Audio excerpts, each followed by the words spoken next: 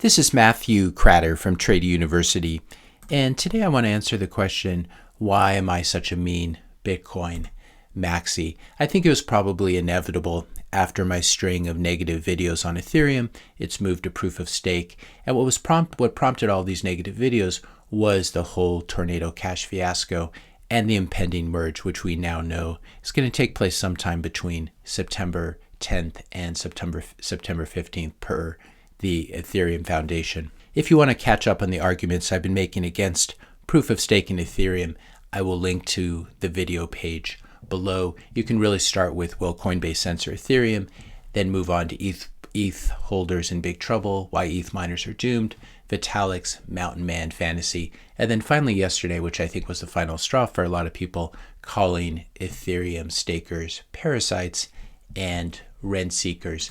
One of the comments I got yesterday, I can't read all the words in here, but ha ha ha, you something pathetic Bitcoin Maxis just can't stay in your own lane. I hope your useless rock goes to zero, you spiteful. I'm not going to say the word. I hope countries ban proof of work because of horrendous, damaging carbon emissions. This is really typical of a lot of comments I've been getting. I want to thank you, my friend, for that rare display of intellect. The cherry on top, though, is that you're personally monitoring carbon emissions for the entire human race. And so I thank you for your service. And then yesterday, Bro said, it's pretty sad that you feel the need to continually criticize the entire rest of the crypto and blockchain industry other than Bitcoin. Altcoins are not going away, and you're just going to have to deal with it, Maxi. So I want to talk about comments like this. First of all, I want to tell Bro that the financial markets are a very rough place. No one pulls any punches on Wall Street. Trust me about that one. Money is also a super competitive arena. It's a Darwinian battle, and it can get really, really ugly. When Europeans brought in boatloads of seashells to America, they demonetized the Native American system of wampum. They got a lot of land and power in the process, probably got the entire island of Manhattan in the process. Something similar happened when the gold standard failed in the late 1960s and early 1970s. There were also huge winners and huge losers. The winners were everyone in finance, money managers, hedge fund guys, financial engineering guys when we moved to a fiat standard and everything became so financialized. The losers were really the honest people who make things, especially physical things, who make things with their hands, who participate in manufacturing. Also people who don't have enough wealth to hold financial assets like stocks or houses. So the battle for money and the battle for the monetary system is a Darwinian battle. You can pretend that the transition from one form of money to another is all peace and love and unicorns and rainbows and that we're all in this together and that we should get along. But that's not how it works. And people like Bro and the other commenter can choose to not be in the trenches fighting because they find this sort of monetary war to be bloody and distasteful. But they really shouldn't criticize those who are called to the fight. And I really do think that we are in a battle for our economic and financial lives. As I've said many times and demonstrated on this channel, the current monetary system is failing. The wheels are coming off, and by 2030, the world is going to look completely different. A new monetary system will have replaced the current failing system. And one of the main reasons for this channel is I want to make sure that it's the best new monetary system possible, not a captured, controlled, proof of stake coin. POS stands for something else as well, coin like Ethereum. And I'm not just going to sit by and let people like Mashinsky and Hoskinson and Vitalik, and I could add about 20 different names to this list, come in and try to ruin things for the next 500 years. Money is a battle, as I've said. You might find this sort of Darwinian action distasteful, but it's the way the world actually works. And I want to make sure that the new system is a sound standard like Bitcoin, not a stupid dog coin, not a corporate coin or a VC, a venture capitalist coin, or a captured coin, but something that is neutral and decentralized and that's not controlled by one group of people or a corporation or a group of oligarchs or insiders. The other thing that I often find going on in the channel comments, and I should pause here and say that most of the comments are wonderful, they're really helpful, etc. I'm just focusing on a certain breed of comment. But the other thing that people try to do, and the critics in the comments try to do, is they try to psychologize me. And this is a very puerile and infantile way of responding to someone who's made an argument that includes a lot of evidence, that includes a lot of links, which I always include in the description notes below. And so if I make a video attacking a certain crypto, it must mean that I'm bitter, or I'm jealous, or I'm going bankrupt, or that I didn't sleep well that night, or that I just had a fight with my wife, or something like this. And none of these are true, I can assure you. And then I often get accused by these same people of being a sad, jealous, unhappy person. I'm not that in real life. I'm actually very happy, very positive, and I'm lucky to be surrounded by wonderful people, wonderful wife and kids and dogs. I'm very lucky that I've led a charmed life, and I could spend the rest of my life sitting on a beach if I wanted to, but I prefer to be engaged in this Bitcoin movement, at least for the time being. I feel like I can see what's coming, and it's going to be an awful, turbulent decade, and I want to do my part to help to steer us towards the only viable lifeboat that I can see.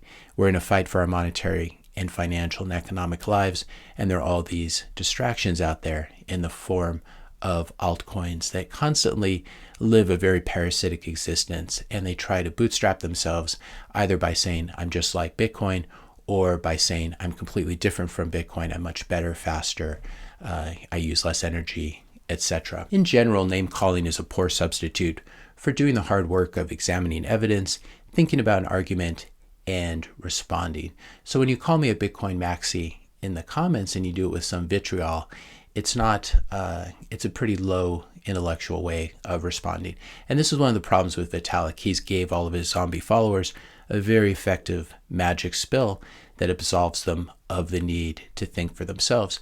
So if anyone attacks Ethereum or any other crypto, you can just call them a Bitcoin Maxi, and then you can pretend that you've actually said something substantial. And you're free to call me a Bitcoin Maxi. It's not really how I refer to myself. I prefer just the term Bitcoiner. It's nice and elegant and simple. And it also doesn't imply that if something better were to come along, and I don't think it's going to happen, it's not going to be a proof of stake coin, it's not going to be Monero, it's not going to be something like that. But I'd like to think that in the same way that I used to be against Bitcoin and used to think it was a joke and a scam and a pyramid scheme and a bubble, etc., and then I came around to it, that if there were something else that were to come along, I would be willing to go after it. So I'm not technically a Bitcoin Maxi in this sense. I am open to new possibilities. I feel I understand the space enough to realize that it's going to be very, very difficult to come up with something better than Bitcoin.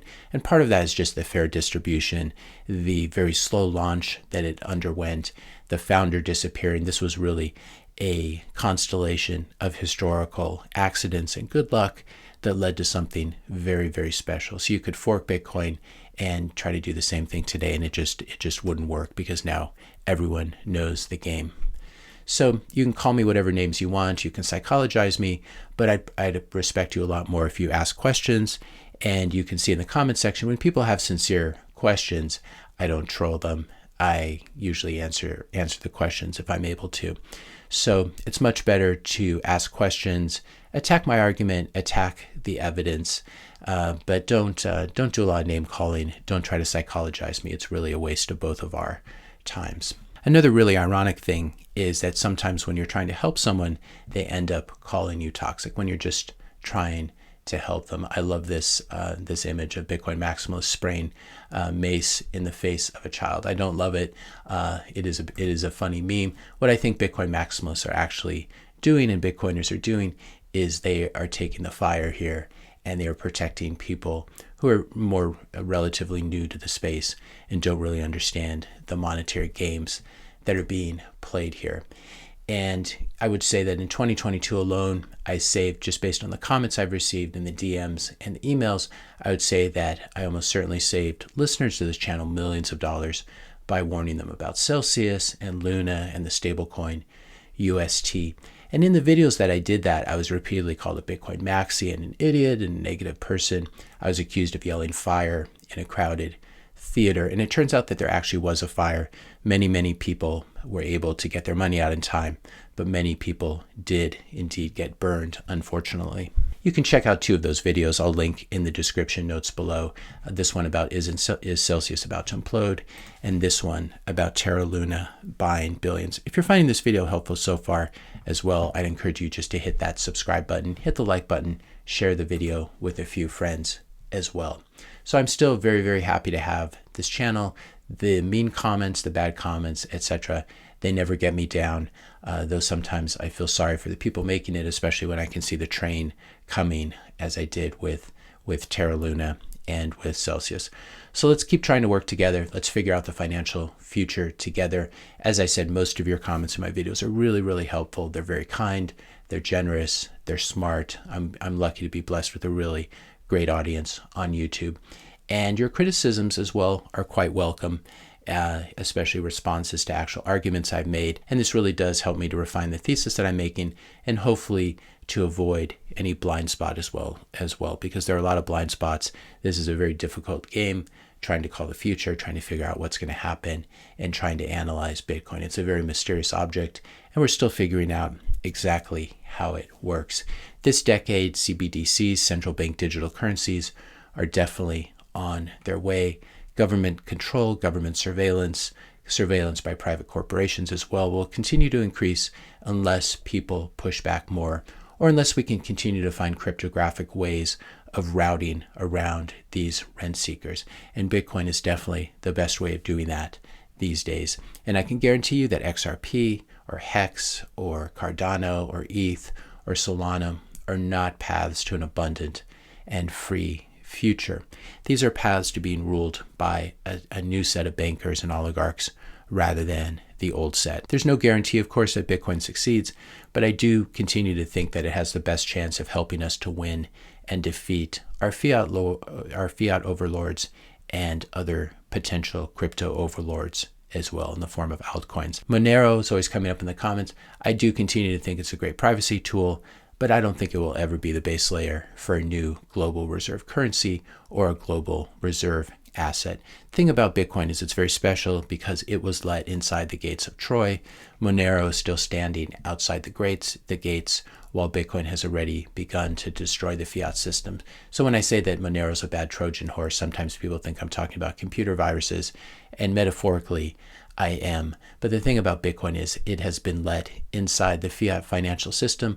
Monero is not traded on very many exchanges, and it just doesn't have the same appeal. Privacy is incredibly important, as I've emphasized on this channel, but it really is for most people a niche area of interest. I would say NGU technology, number go up. It's a much better way of recruiting new people. Bitcoin has that brand, that global brand, that cryptos like Monero do not have. So I think what happens is a lot of people come for the pump. They come for the chance to make 100, 200, 500x on their money with Bitcoin. And I do think we will see those kind of returns in the coming decade. So come for the pump, come for the number go up technology.